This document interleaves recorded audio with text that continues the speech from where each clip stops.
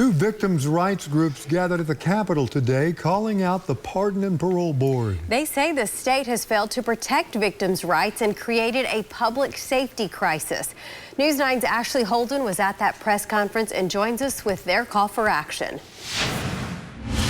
You couldn't imagine how it changes you, and it does change you. In 2001, Cheryl Pilcher's sister, Brenda McEllier, and Felicia Suzette Smith were murdered by Donald Grant while working at a hotel in Del City. Tuesday, Pilcher went to Grant's clemency hearing. It was hard, and based on what I knew from previous hearings, I pretty much walked in expecting a yes vote. Public, all of us as a whole, we failed the victim's family. The Victims' Innocence Project and Justice for Peggy heavily criticized the board's recommendations for Julius Jones and also Lawrence Anderson. Within 3 weeks of being let out of prison, the woman standing behind me lost her mother. Mr. Anderson proceeded to not only take the life of Haley's mom, but 2 other individuals.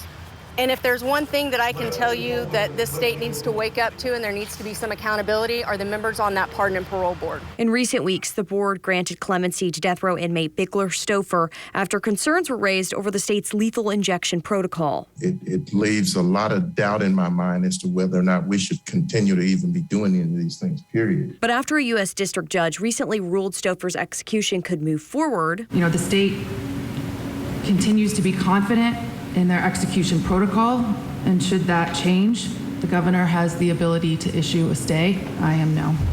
Tuesday, Pilcher watched as the board denied clemency for Grant. Today, the board also denied Gilbert Postel. I do have some questions about the Pardon and Parole Board. Concerned for others, but happy with the board's denial. Pilcher waits to see if the execution will move on as planned. The board told me right now they have no comment. In Oklahoma City, Ashley Holden, Oklahoma's own News 9.